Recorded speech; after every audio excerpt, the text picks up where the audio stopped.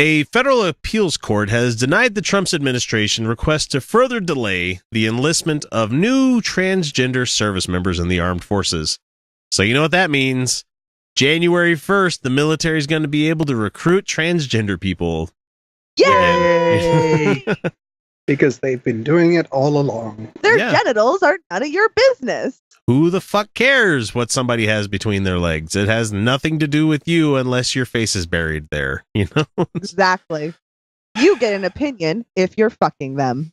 And that opinion is tempered. This is where it would be perfect if you had that Bill Murray clip from Stripes queued up on your soundboard.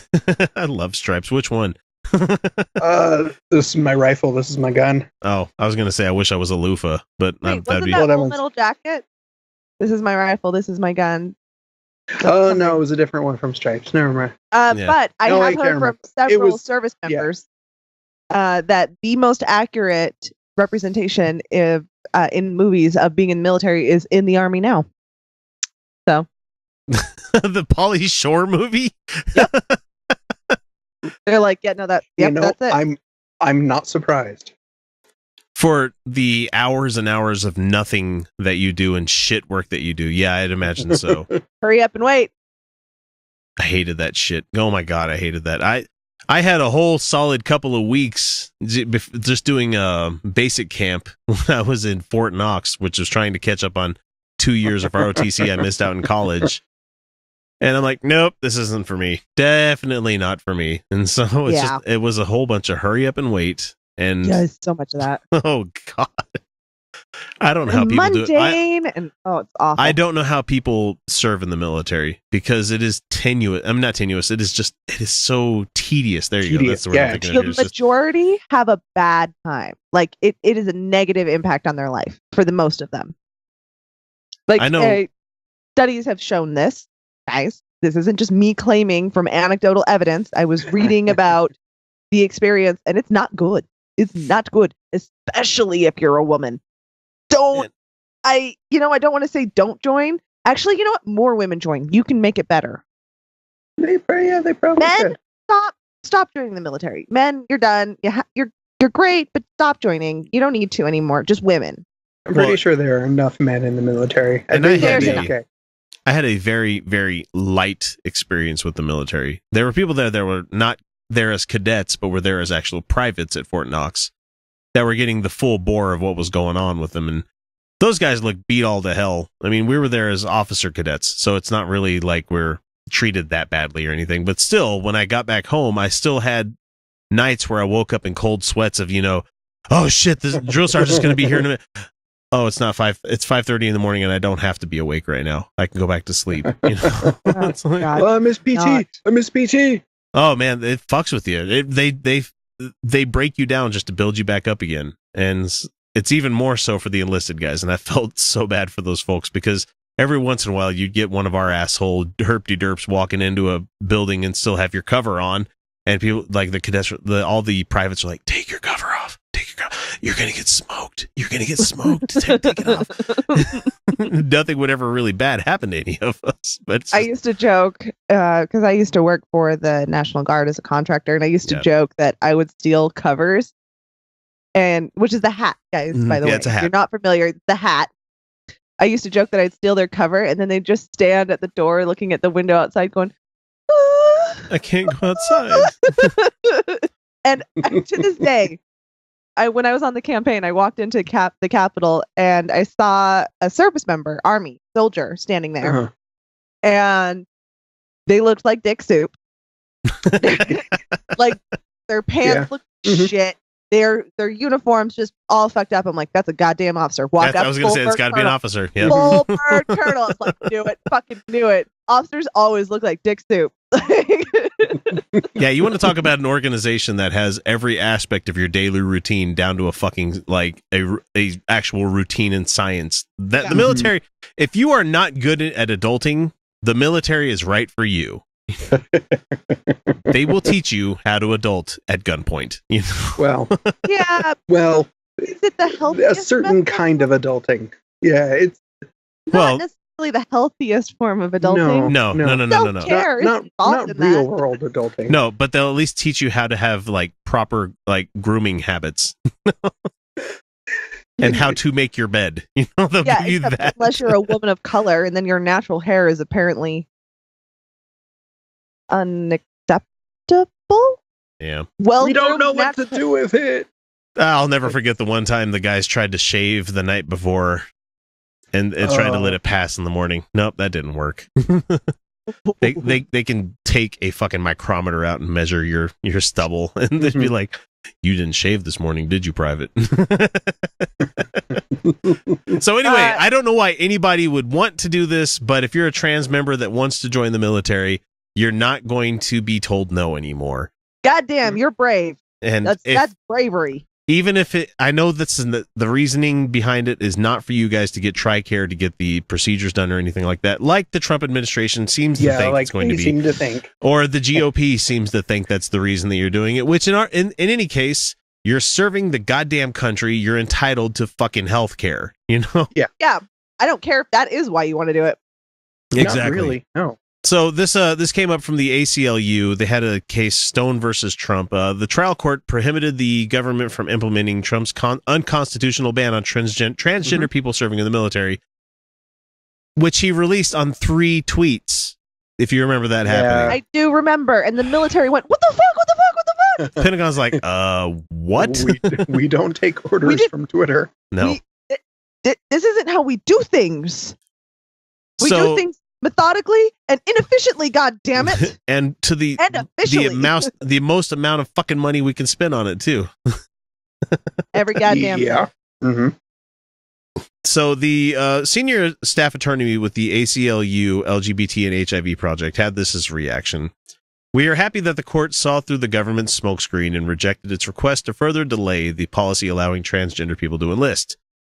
The military has already developed comprehensive guidance to prepare for a January 1st start date, and the government failed to offer any credible reason why transgender people should be barred from enlisting if they can meet the same rigorous standards that apply to everyone else."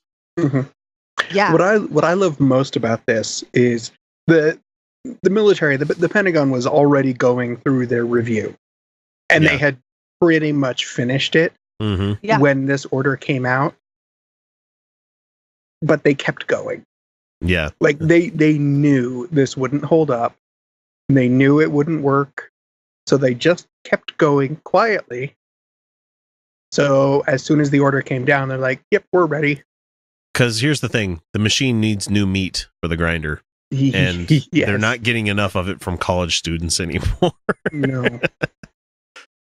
So, I mean, I'm happy to hear about this for the people that want to join for that kind of reason. I've got my own reasons for not liking the uniformed services. I'm not talking about the people in it. I'm talking about the way that they're run. I'm just saying. Oh, for sure. Yeah. Well, I mean, here, let's be honest here. What real incentives are there for joining the military at this point? We have had an all-volunteer military, and when it was, when we were taking care of service members, before those things got scrap, was it 2/3 don't ever get the opportunity to even use their school benefit? Yeah, to use the GI Bill that they're the school benefits are ridiculously hard to difficult. Yeah. So before we started scrapping these things and and started making it impossible to care for our veterans, we were doing great with an all volunteer force. But the thing is that there's not a lot of good incentive. They stopped accrediting. They did a thing where for instance, my ex-husband got a journalism certification in the military, and that used to be equivalent to an associate's degree in the same specialty. Yeah.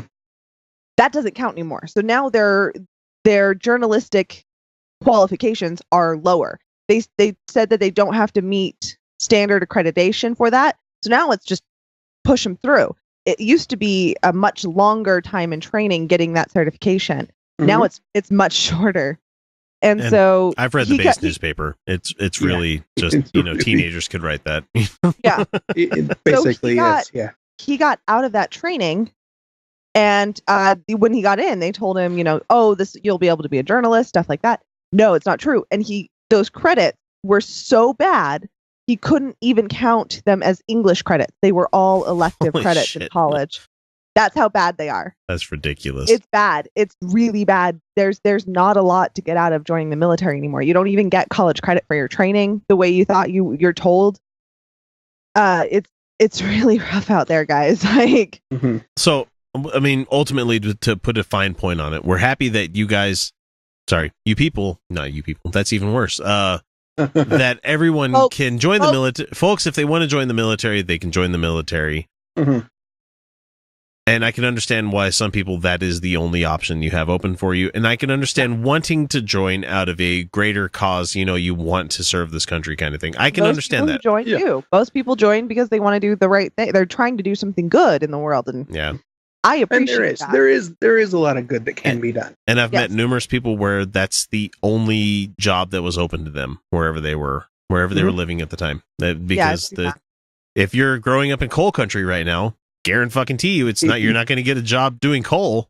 Nope. Military's always hiring, so go do that.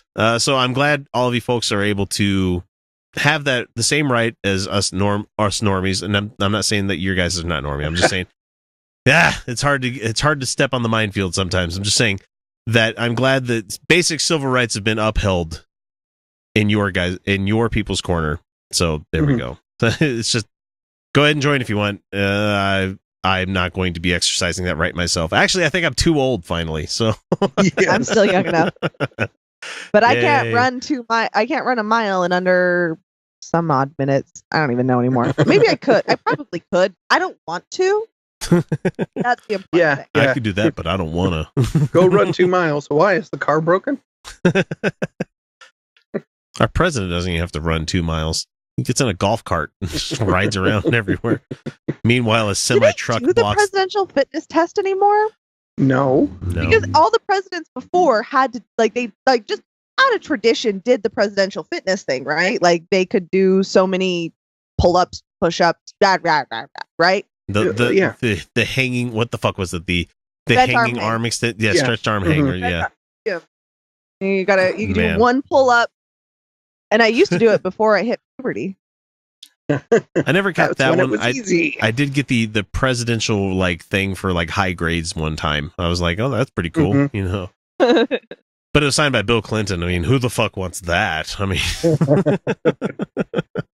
I'll have to look for that, see if I can find it. So, yay for trans people. We're happy for you. Yay.